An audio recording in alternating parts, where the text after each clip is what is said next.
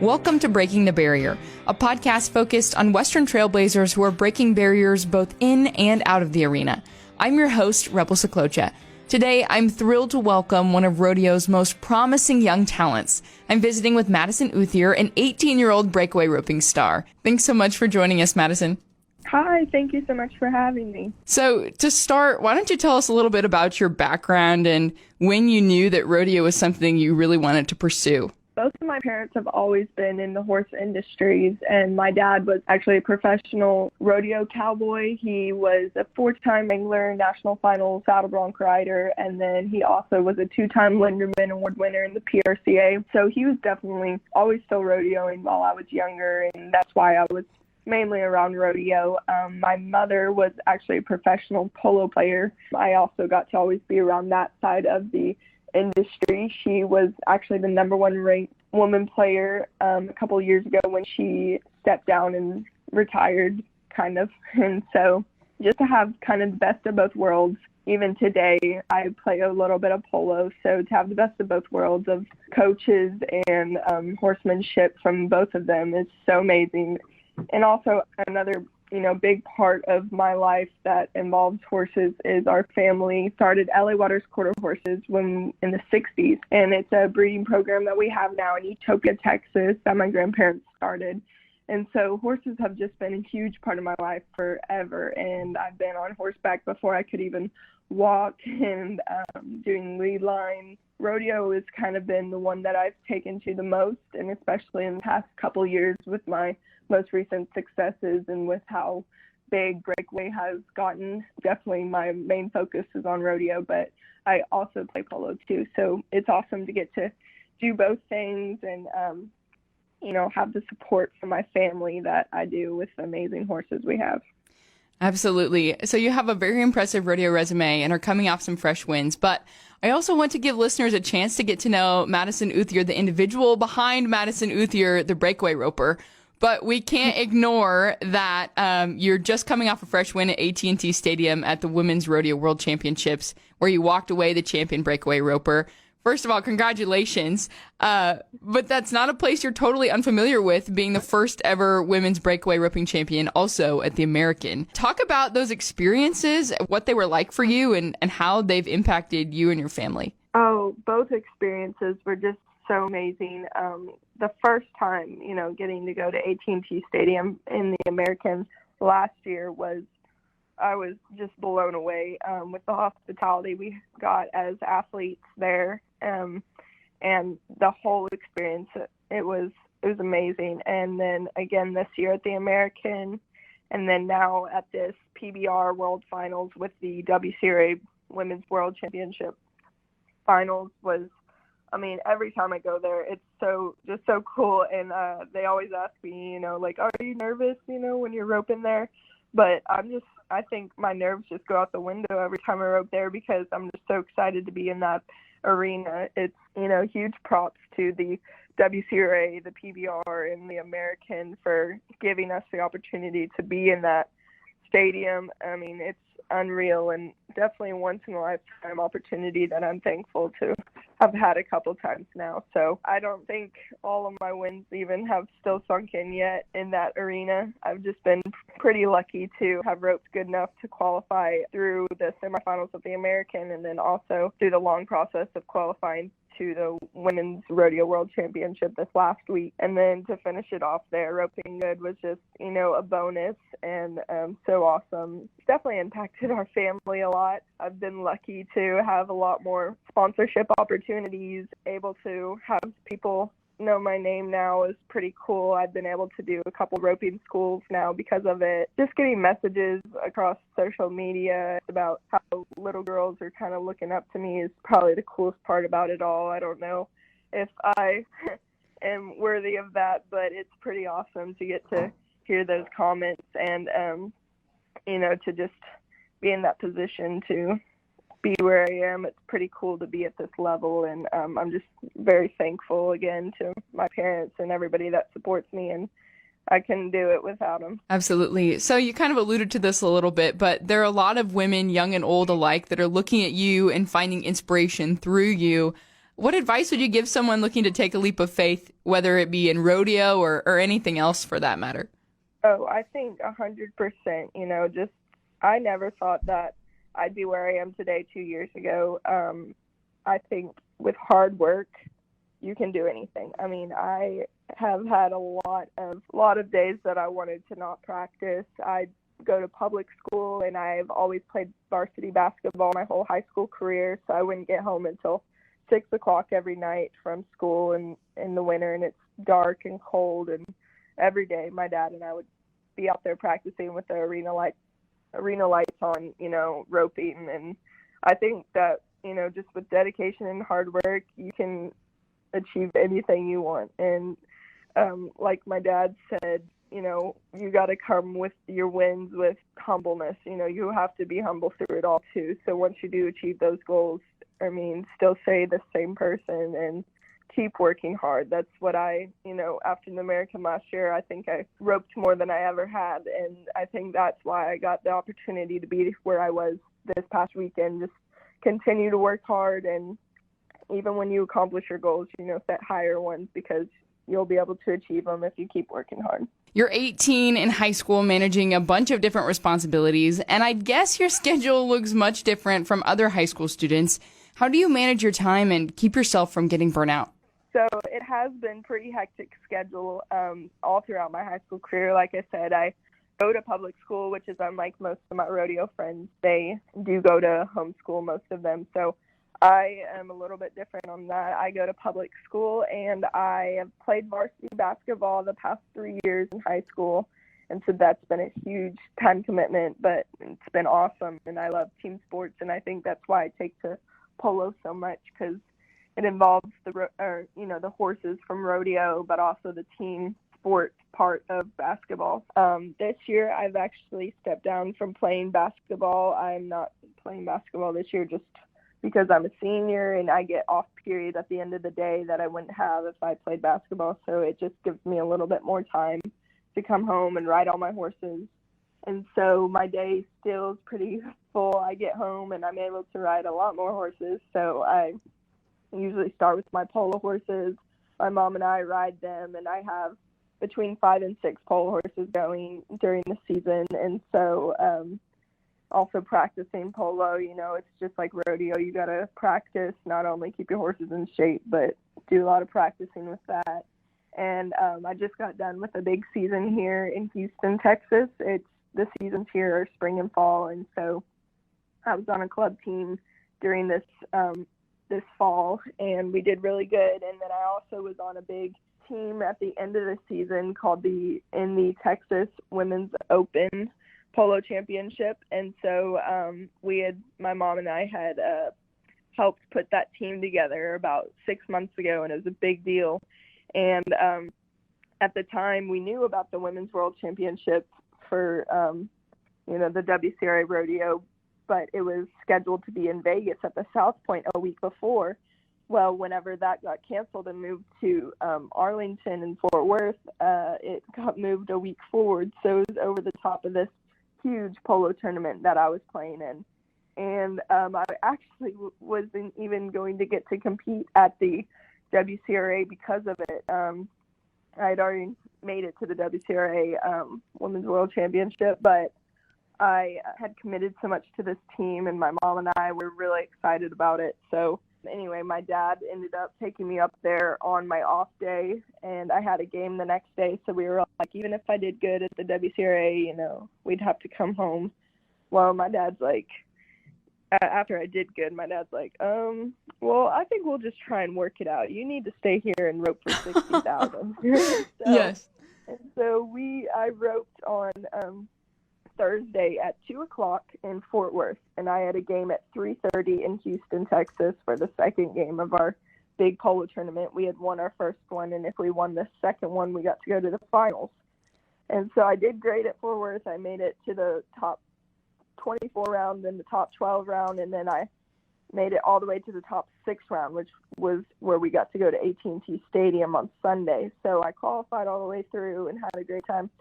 Well, so we got a private plane to actually fly me from Fort Worth back to Houston, right after I roped at 2 o'clock, and I made it there for my polo game, and we won it. And so I stayed in Houston, and our finals game there was actually Sunday at 2 o'clock. And so I played in the finals of our Texas Women's Open Polo Championship, and we won it. And I got back on the private plane and flew to Arlington, and my dad had Rooster all booted up and ready to go for me, thankfully, at AT&T Stadium. And we pulled up and walked in, and I roped. Oh my gosh.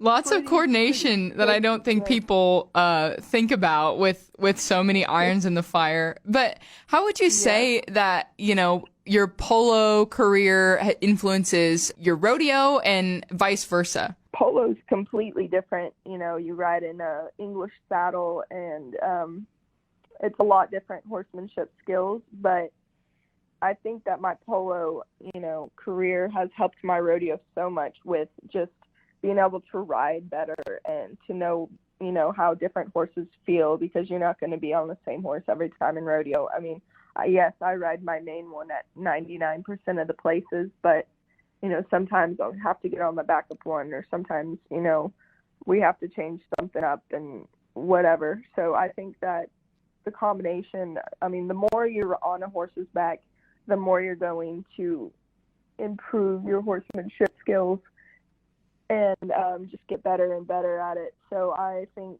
you know, then just having both disciplines under my belt and practicing them both every day just really helps both, and helps me excel in any type of horsemanship. It's pretty easy to see that you're a competitor by nature. What's your self-talk or mindset when you approach a competition of any kind? Yes, I'm a huge competitor, and I get that definitely from my family. We are super competitive in everything we do. I mean, we have like family kickball games out in the yard where we're like going all out, and so I'm competitive anywhere I go. I don't really like think any place is more, you know, obviously there's bigger rodeos, but I don't take that as, you know, I have to take it any lighter, but I just focus on practicing. That's where I get my muscle memory, and that's where I get my confidence, is in the practice pen. And if I'm confident in knowing that I've practiced really hard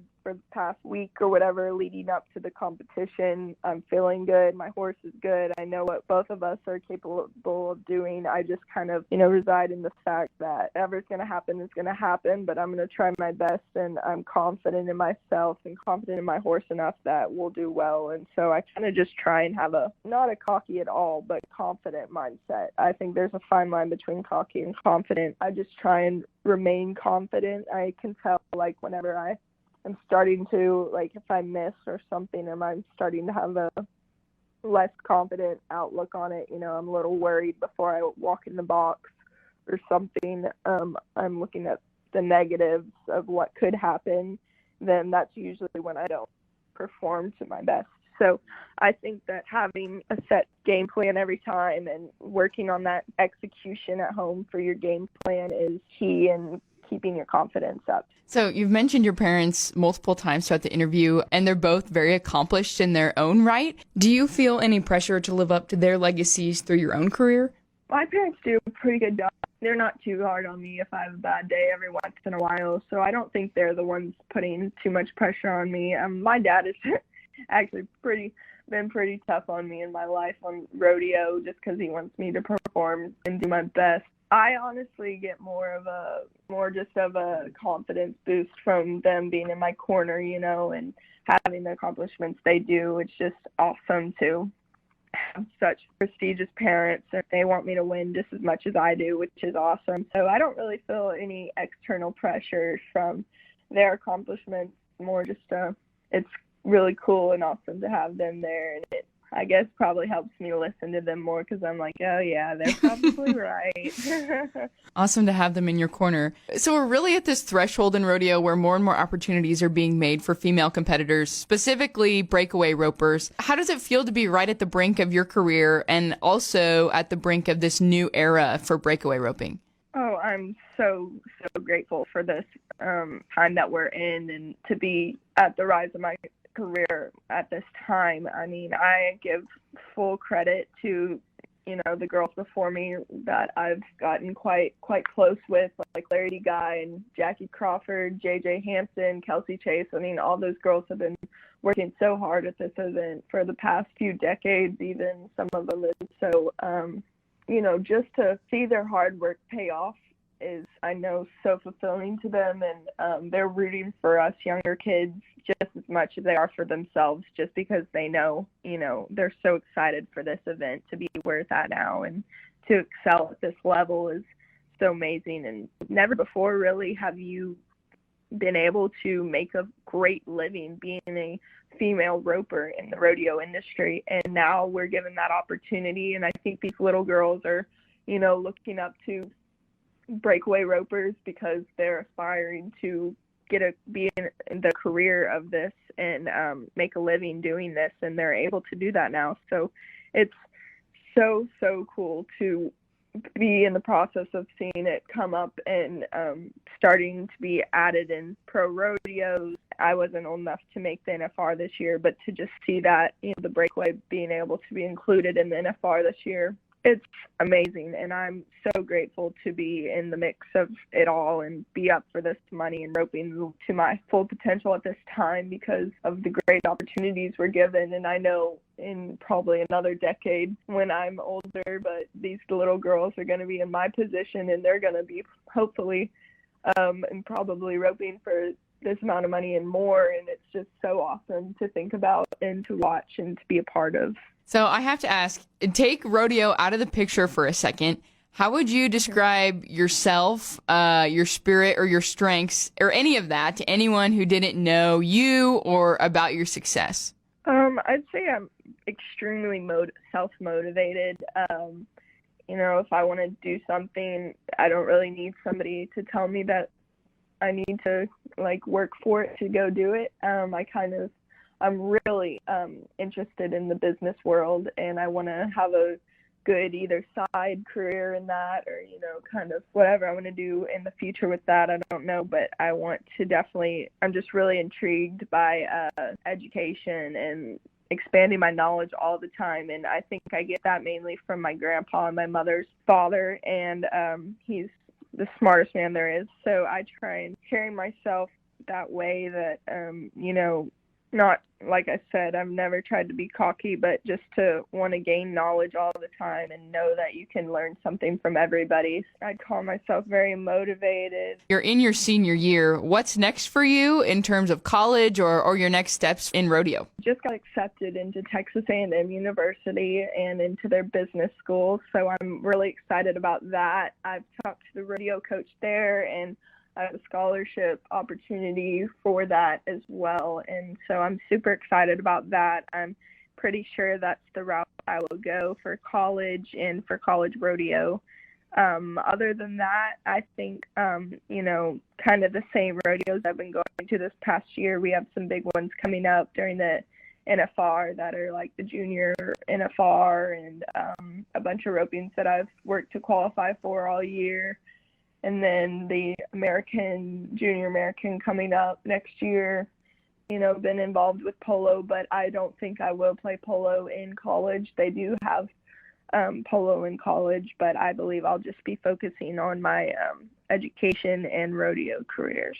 As we start to wrap things up here, you have a lot of time ahead of you in your rodeo career. What are some goals that you have for yourself long term? Definitely now that the NFR has included breakaway in it, I'm hoping by next year it'll be in the main event. That's definitely going to be a huge goal of mine. I'm thankful that I've been able to experience great experiences like the American and this Women's World Championship. And so, not that those aren't on my list to make them again, but I feel like I've been lucky enough to go most of the places that breakaway has brought me to. I'm super excited that I will be able to go to PRCA rodeos this coming year, though. So my dad and I are already looking at the schedule for those, and we'll probably be hitting the road pretty hard to try and make it to the NFR next year. Even though breakaway isn't included in all the pro rodeos yet, we'll try and go to the big ones that it is.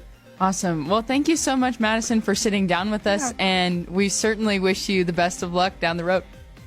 Thank you so much. Once again, that was Madison Outhier, 18-year-old breakaway roping sensation.